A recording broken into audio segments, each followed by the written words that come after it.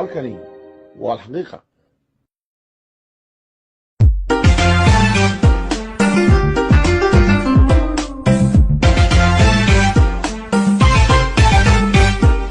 warka xiisihiisiyo xajka qarsooniyo halkaa dahsoona alxaqiiqa weeyaan. bismi illahi raxmaan asalaamu calaykum waraxmatullaahi tacaala wabarakaatu. halkani waa alxaqiiqa. faalada barnaamijkeenu maanta wuxuu noqonayaa arrinta turkiga ee wasiirka turkiga ee etoobiya tegay iyo hadalkiisii shalay oo labada dhanba akhriyi kari waayeen ama khalkhal uu ka muuqdo. arrintaasan doonaya isku taago dadkeenna reer somalilan oo aad intii arrintani jirtay step by step ula socday wixii dhacay oo dhan ayaa badankoodu maanta garan kara la'yiin cidda guulaysatay iyo cidda haddii aan la ku rooyay arrinteeda gabagaba tahay akhriyi kara la. xogta iyo informationku de waxa weeyaan waa mid qofka helaa dee uu ka xog badan yahay kuwa kale. qofka la socda wixii socday oo dhan ee step by step u socday maalin walba halka la marayo ogina wuu garan karaa cidda guulaysatay iyo cidda laga guulaystay, waanu cabiri karaa waxa soconaya iyo halka ku dambayn doonto. dad badan oo reer somalilan ah oo maxayde kuwa isxariifiyey weliba waxaan la iskareeyey wax qorqore ee ayaa aan arkayay oo aanbaday oo haddii alla kuu roon yahay kuwii kasii kalena sii ambinaya. arrintan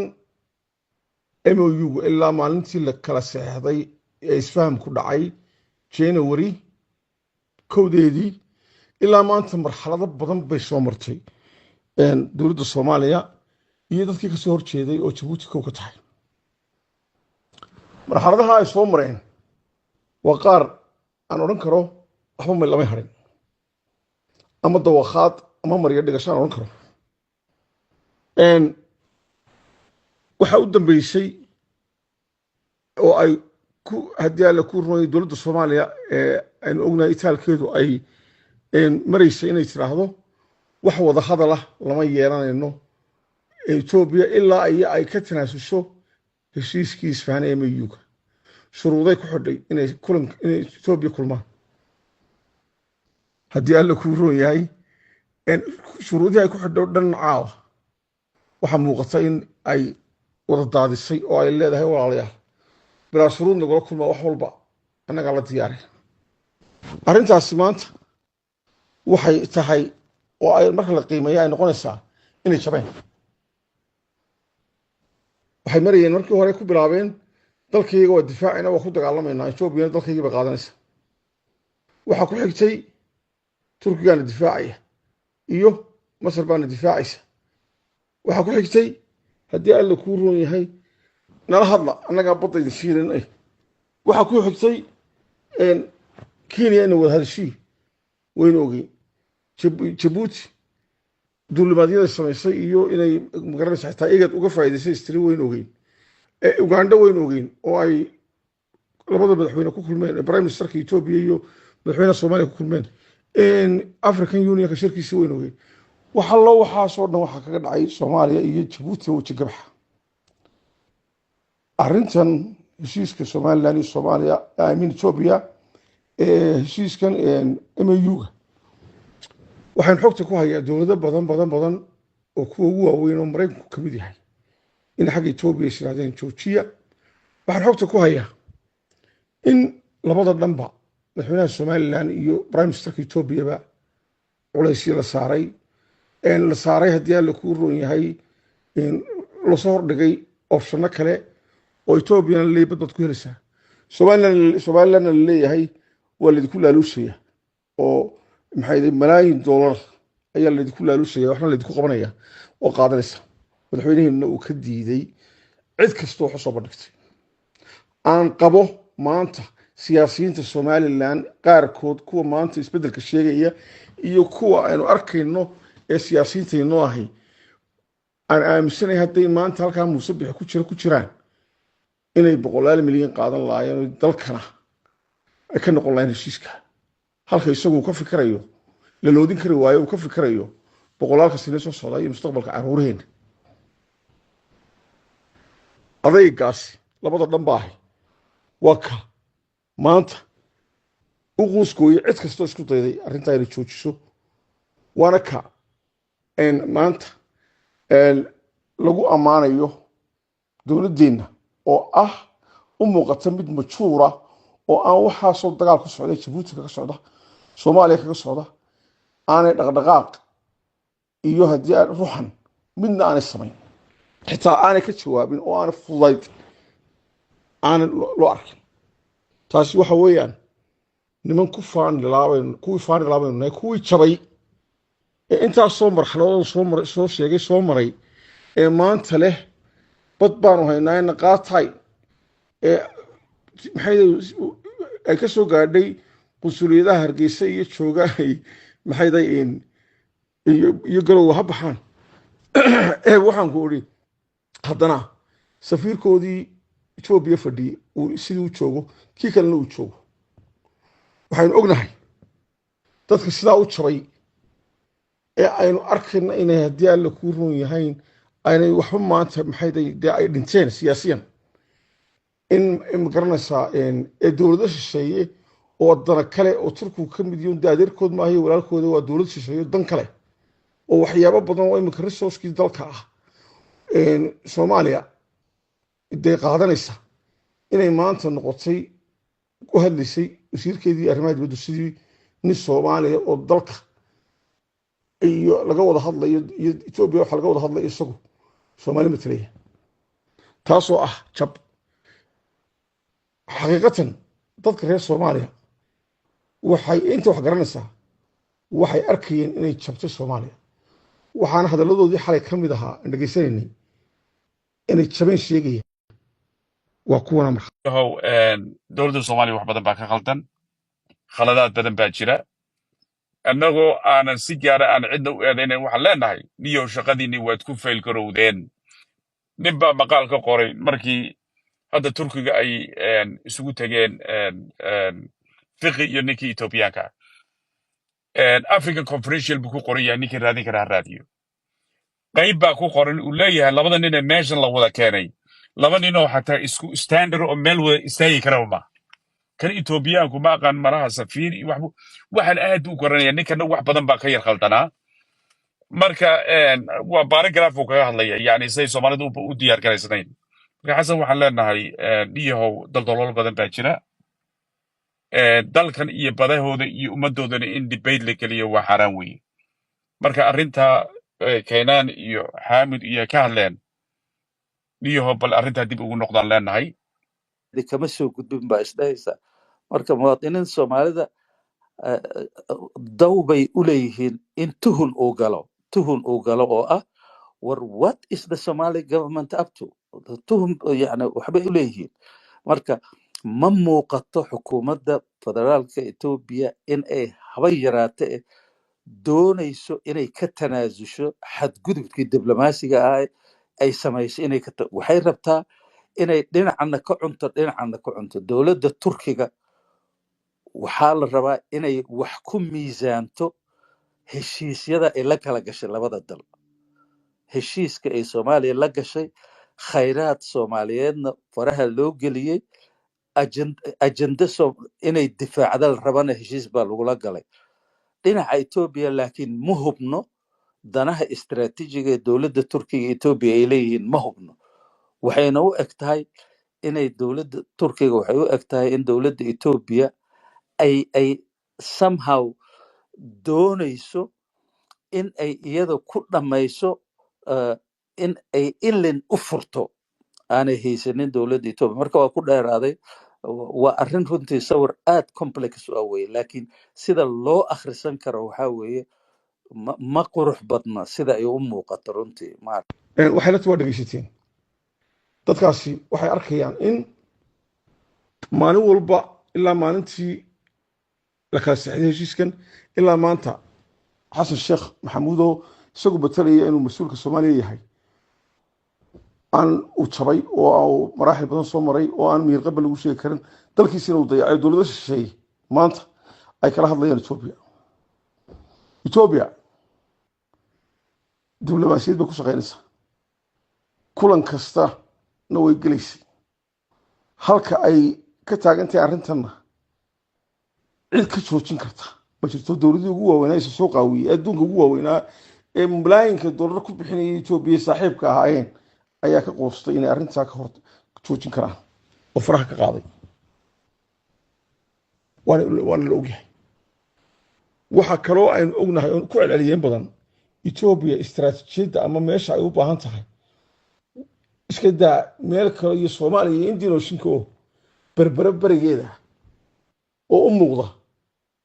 hunguri kama hayo mana doonayso halka qaar ay ka sheekeynayaan hubyo iyo meelo kale iyo bariga ayo oo distance ay u jirtaa Ethiopia dee ay aad u badan tahay haddana aanay secure ahayn oo aanay wax gelin karin Ethiopia waxay u baahan tahay meel yaro saacad wax ka yar xuduudkeeda lagu gaadhayo oo ay kharash geliso oo tareenama dhigato oo wadooyin ay geliso oo waxay halkaas isaga dab qaadaan ayay doonaysaa maantana way haysataa labada dhanbana faa'iido u arkaan inay arrintaas suuro gasho Ethiopia mid ka noqonaysa arrintan ma hadday ka noqotana dee waxay noqonaysaa dowlad la'aanba waxa jiraan arkay dad soo qaadanaya dad Ethiopiana oo ayaga laftooda MAU ka soo horjeeda way leeyihiin mucaarad bay leeyihiin sida kuweena waa shay oo kale ee Somaliland ayay leeyihiin jaamac shabeelkoodii baa hadlay haddii alla ku rooyo oranayo hooyadin baa leh kaasi soo qaadanayaan oo ay ku jahawareereen marka waxaan leeyahay arrintaasi waa mid xogtaan hayo inaan dhiibo dooni maayo oo aan laga faa'iideysto laakiin waxaan idiin sheegayaa in bishan aynu ku jirno gudaheeda ama September bilowgeeda ay dhammaanaysa arrintan ayaan xogta ku hayaa halkan kale kulamadan ay kula kulmayaan waxa laaliyo waxay bedelayaan ma jirto Ethiopia meel ay uga baahan tahay sida aan horeba u sheegay bariga ma jirto waxa kaloo idin sheegaya dadkii Somaliland hadda dagaalka laascanood ridaan way jabaysaa lahaa way ku khasaareen waxaan ogahay gabar hodan la yidhaa oo markii Mareykanka madaxweynaheenu tagay dadkii dagaalka bilaabay ahaa ee kiliibadii la wareejin jiray oo afjeeniskana ku hadashay nin Jamaal la yidhaa oo warsangeliina uu qabo oo dadkii ugu cadcadaaya dagaalka Somaliland la galay ahaa ayaa laga dhigay safiirka dalka China iyadoo markaa la isleeyahay khaatumo ayaa hub iyo lacag ka heli doonta aan xasuusi horta hodan tahay iyo luqadaha bariga ku hadlaysay aan wax idinka xasuusiyo waa gabadh dhulbahantaa oo ninkaa warsangeli qabo oo afjeeniska ku hadasha oo kuwii dagaalka riday ee ka dagaalamayay in saldhig military aanu siino Mareykanka iyo in sidaa loo soo baxa ahaa waan xasuusinaya hadalkeeda waxaan ka xasuusinaya kabacdi waan ka faalan doonaa in yar la dhageysto Somaliland baa la aqoonsanaya ma jirayso waana meel markaa fursad waxay noo noqonaysaa inaan anagu aan aayaheena ka tashano hadda waxa weeyaan hay'adihii marka hore Somaliland ma aragtay rabay hadda annaga rabaan inay la shaqeeyaan waxayna yiraahdeen waxaan rabnaa Soomaaliya sidii loo horumarin lahaa inayna kala shaqeeyno in aana qabiiladaas northka degan nin qof walba qabiilkiisi say peace u ahaan lahaayeen inaan ka shaqeeyno waxa kaloo wixii kaloo aan ku guuleysanay waxa weeyaan oo hadda aan wadno in whatever Somaliland ay ku taagleenayaan oo ay ku caawinayaan Mareykanku in Hargeysa la keenay in qabiil kastaba meeshooda loogu keeno dhaqaalaha haday noqoto national security haday noqoto peace building haday noqoto in Hargeysa ay hal qabiil leedahay in qabiilada oo dhan u wada sineen qabiil kastana uu territory-giisa leeyahay qabiil kastana territory-giisa isagu maamusho oo u madax bannaan yahay marka dhaqaalaha loogu talagalay northern Somalia in loo kala qaybiyo qabiilada degan oo mid kastaba equally la bilgareeyo haday education noqoto haday health noqoto arrintaas dad kuwa badan aad bay u soo dhaweeyeen waanan our next step inaan push kareeno hodan waa gabadha markii ay China sawirkii ay qabeen ama sidii ay qabeen ay ka raadisay way ka weyday waxaan lagu yiri anagu sida Turkiga uu la saaxiib yahay Soomaaliland iyo Soomaaliya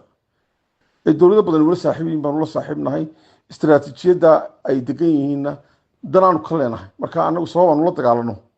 ama aanu jabad ayaga dhulkooda kamid ah aanu caawino ma jirto raalli ahaada halkaan hungo ayaa ka dhacday nimankii ku dagaalgaliyay dadkooda laascaanood Soomaaliland markii laascaanood la galo way jabaysaa iyo way baaba'aysaa been bay noqoto ayaga jabo baab oo carruurtoodii iskuulada dhiganaysa dalkooda dhisnaa baabiyey waxa la waxay faa'iideena aan jirin maamul la ahayn tan aan ahayn baqiilo lagu qalanayaayo xaradoodii argagax keenay dhanay u socdaan iyo guul ay gaarina ma jirto ayagoo sidaa u jabay ayaa haddana maanta isku dayayaan inay haddana dabka geliyaan warsan geliyo oo kuwa dee waftiga ugu tagay dabka inay geliyaan doonaya waxaanay ula tegeen in China caawin doono warsan geli sudaankii warsan geli oo xogtaan ayaa wuxuu ku yiri hadduu ina caawinayo China hub iyo lacag nagu caawinayo ma anagu nala sugayo hubkii lacagta maxaa la idinka arki waayay idinka idinku caawin waayay anaga ina sugayeen oo ay lagu kala xireen yacni dadkii maanta siyaasiyan iyo jabay ku jabay wixii ay isdhaahdeen oo dhan ay u suuro gali weyday iyo sawirada haysteen oo dhan ku hungoobay ayaa maanta Somaliland u faanaya kuwii faanayana waa inaga Somaliland lascaanood dagaalkeedii waxba uma noqon waa taa jirta dekedeedii waa taa markii World Bank qiimeeyay ay sheegay inay Afrika talabaad tahay Djibouti iyo Bambaaso oo dowladda ictiraafsan yihiin ay ka horeyso boqolaal goor ka horeyso waa taa la qiimeeyay waa taa Djibouti maanta dowladihii ajnabiga ahaa dadkii ajnabiga ahaa la iskaga baxa waa taa waxa ku dhacay marka ay dekedeeni 200 goor ka horeyso waxa soo dhan dadkii faan laaba mid bakteeya walaas caano jooga oo oranaya Somaliland baa lagu bakteeya iyadoo caalamkii dekedeeni qiimeynaya waa ayaan dar in dad badan oo aan garanayo oo iska dhiga qaar wax garanayo aan la iskreeya ay dadka hortiiba jabeen abshir bacadle gabay tirnii waqti kamid ah ku jirtay oranay hadba kii dambeeya ayaa sidii duufka raacdaane dufku baxa ilaa caamo oo dumarka noocooda dumarku dadku may kamid yihiin oo anigu ma yasayo ragii dumar bayntii qofka ilaahay aqli siiyay inuu leeyahay jinsigu aqliga ma yareeyo mana badiyo qof bayntii ilaahay ka galiyo buu ma garanaysaa dersiya oo ma oranayo ragga dumarka ka aqli badan dumar badan oo ragga ka aqli badan baa jira laakiin saas u dhigna waxa weeyaan waxay oran jirtay maamaha kale kadaloob roobo kadaloob rago kadaloob dumar ha kadaloob dumar walba kaaga dambeeya kiiba maaha yani rag badan iyo aan tuunsanaaba hor cararay dadkii ma garanaysaa jabay oo nimankeeni faani lahaa ayagu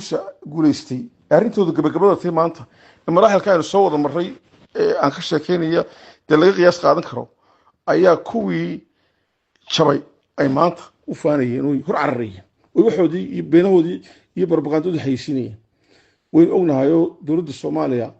tii hore ee nabad iyo nolol iyo tan dambe iyo huwan iyo dhammaan Soomaali oo dhami arrintan waa locol waynu ognahay waana barbaqaandeynay waxay gaadheen heer xafiiska ra'iisul wasaaraha Itoobiya ay been ka sheegaan oo warqado fayga sameeyaan oo magaciisa ku qoran yahay dadkii halkaa gaadhay inaad daba yaacdaan aad baan ugu xumahay hadday kulmaan wasiirada arrimaha dibadda ee Itoobiya iyo Soomaaliya iyo haddii safiirkii wasiirkii khaarijiga Turkigu yimi iyo hadduu xalay hadlaba xalaaliyo wuxuu arrintan ka bedelaya ma jirto arrintan way dhamaanaysaa xogtaan hayo details inaan bixiyana dooni maayo laakiin waxay noo kala markhaati furi doonaa waqtiga dhow daynu noolaano nada war ka sheekaysan doono waxaanan ogeyn ama aan xog ka hayn kuma dhiiradeen inaan dhahdo way dhacaysaa haddaan waxba garan waayo waan kaamusila waxaan leeyahay intaas idinku filan wixii aan ka tegayna waraysiyada dambe ayaa kaga bogan doontaan insha allah biidnillah